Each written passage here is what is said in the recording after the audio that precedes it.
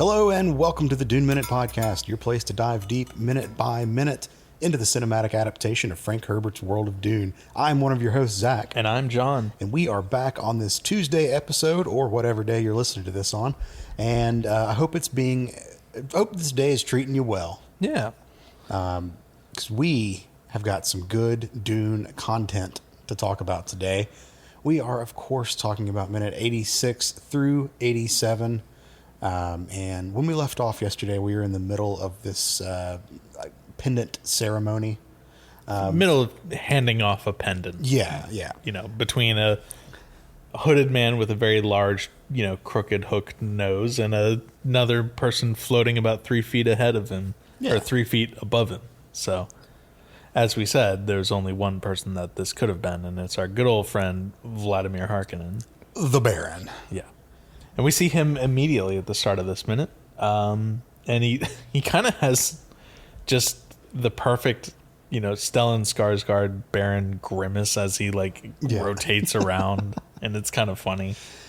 Each time we see the Baron, I am in awe of his girth. In awe of the size of the lad. It always takes me by surprise. I don't know how one achieves that build, but it's impressive.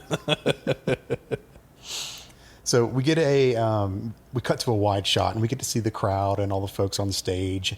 And we do get another shot of the Baron's medical balloons beside him. Yep.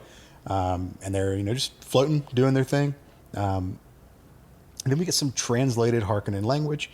I still think the Harkonnen language sounds really cool. Yeah, it's very Germanic and... Yeah. It's guttural is the word that came to mind. Yeah. And I didn't write down what the word said, but I'm almost certain you did. Yeah. All hail Na Baron Fade Rotha, the new planetary governor of Arrakis. Right. So, 2 questions here. Yes. I guess really 1 question. Okay. Where is Beast Raban? I know he's on Arrakis. Yep. At the time. But, do you think he's aware of this shift in leadership? Like it was just taken away from him? No. You don't think he's aware? No. Okay. Probably not. I mean, well, he's probably too stupid to put 2 and 2 together. I don't know. I mean, I think we talked about this in some minutes past, but he's not... Yes, he is a blunt object that they use, but he's not a complete idiot. No. Okay, no, I take it back because, he did get his warning already from Vladimir and he's continued to fail. And, last time we saw him, he failed pretty fucking hard. Yeah. So, yeah, maybe Rabin, does know that something will eventually happen, but he's clearly not here in this group because we get a wider shot as Vladimir turns and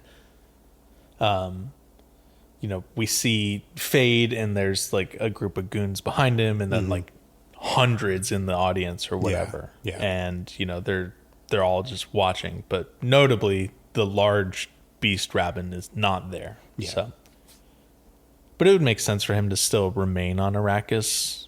For the time being. Yeah. Yeah, I don't think you would have a Dave Bautista on stage and not give him screen time. No. Yeah, it'd be a waste of a Bautista.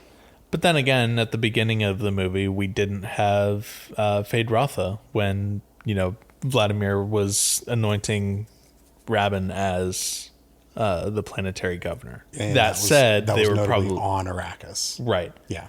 That said, they were also clearly holding off Fade's reveal until later in the movie too. Because if there's just another dude standing right next to Rabin, it'd be like, who the fuck is this? Yeah, you got to have a ceremonious Austin Butler entrance. Yeah. Okay, so the Baron floats over and he places the necklace on Fade. And then we get this downward Nazi salute from the people behind him. Yeah. It's really weird. Yep. And it looks super intentional. I mean, it looks like it was a direct callback reference to the Nazi salute. And then Vladimir gives some words to Fade, and he Yeah. says, "Rid me of this Fremen demon," as he grabs Fade by the cheeks and like kind of pulls him up for a weird, super like. Foley didn't have to do this, and it makes me really uncomfortable, but like a super wet kiss. Yeah. And then And Fade. Well, hang on. So we talked yesterday about how maybe the Harkonnens are cousin fuckers. Yeah. They might be. I mean, they are royalty, and that's not exactly uncommon in like aristocracy. Sure. But Doesn't mean it's right. No, I'm not making excuses for okay. it. I'm just saying that, yeah, it's happened before. It could have just ended with a kiss. It was only a kiss. How did it end up like this? Fade, though, decides one's not enough. Fade goes in for seconds. Yeah, sloppy seconds. Ugh. Stop. And yeah, he goes in for another fully on the mouth kiss with the Baron, His uncle. and yeah, that's it's very intense, very like passionate. Looks like kiss. I didn't see any tongue, so at least we got that going for him, I guess. But I don't know if that's exactly proper on stage decorum, is to maybe slip in a little tongue. Probably not. So, the only thing I did notice here is that Fade's protruding brow looks a little bit less protruding in this moment. It could I think it's probably just the lighting. I was about to say it could just be better lighting, but Yeah. we kind of get a weird side profile, or not a weird side. We get a side profile of him, and it just looks slightly more normal. It's still protruding a little bit. Yeah. And then all the goons in the auditorium or wherever this is all start doing their weird Harkonnen jerk off celebration, you know. It's like, okay, so not to get too Star Trek with this, there is the idea of the Kirk punch in Star Trek. Yeah. Do you know what I'm talking about? Yeah. This- Where it's like the super pulled, like arm in, more elbow kind of. No. It is the Kirk punch is a fingers clasped. Oh, okay. Like a hands clasped together and double-handed punch down. Oh, okay. Yeah. And that's basically what they're doing here. Except they're doing it like over their head and like kind of backwards, and they're just like, yeah. It's a very strange two-handed fish shake in the air. It's a two-handed jerk off midair. And we get another shot of the crowd in moments of celebration here. Very clearly a CG crowd. This is not the most egregious use of CG in the movie, but It's up there. It's up there. Again, I think that there's just something going on with this movie when they try to show vast amounts of Harkonnens. It looks a little off. Yeah. Well, it's because they're not like completely out of focus, I think, which is what makes them look weird. Because there's other scenes where there's like vast amounts of Fremen, but they're mostly just like silhouettes out of focus, so it's a little easier to hide that, I think. And also I think the lighting in a Harkonnen environment versus Arrakis is a little more difficult to make look real. That could be it. Yeah. We cut to outside where they're having a military parade, and all the crowd is chanting "Fade Ralph up, Fade Ralph up." I like their little like tank looking things behind them, just like the lima beans floating in between the garrisons, I guess. And one thing I wanted to mention here is that we had talked about, I think it was last week or the week before, about how the Harkonnen army may be at a weak point right now because of the attack on Arrakis and everything. Yeah, it was last week. Yeah. With like the amount of money that was put into it and everything. So. Yeah. I'm going to go on record here and saying I don't think that's the case anymore. It seems like they have a fuck ton of soldiers still. Yeah. But I mean, all of the soldiers and all of that equipment they could have had from before the attack too. So like, Yeah. you know. True. So it's like all of their army is not on Arrakis. It is not their, maybe it's their main like political focus, but it doesn't seem to be it's their main military focus currently. Yeah. They probably pulled a bunch of their soldiers back and out from the planet once the attack was done. Or they just have a home guard that, stays. Yeah, fair enough. We get another wide shot of the huge ships floating overhead. While they're not the biggest ships we've seen on screen, they are for sure very large. Yeah.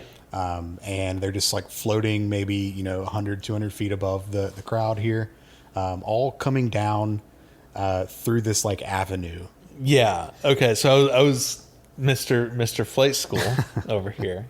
I was wondering if that was something that you were going to pay attention to. Oh, for sure. Yeah.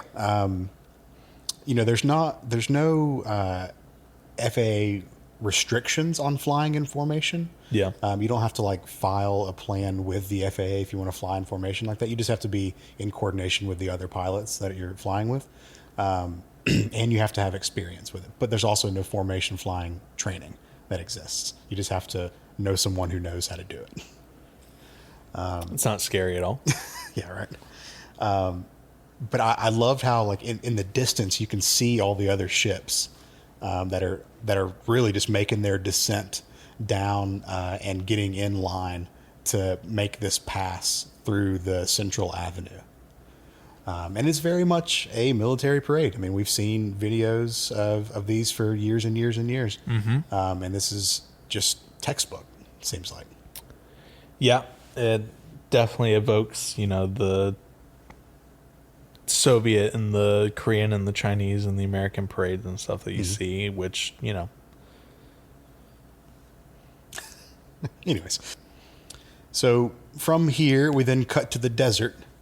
Where it's very hard cut. Yeah, I was gonna say it's a harsh cut, but we're saying goodbye to Gady Prime. Yep. This is our last view of Gady Prime for Dune Part 2.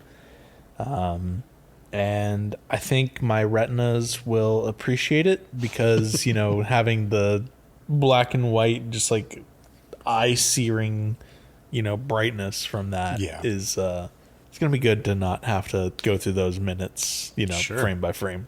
So, and we're back in sepia tone, baby. hey, it's a little cooler on the eyes. It's a warmer temperature, cooler on the eyes. So we get this like scope almost pointing from the sand.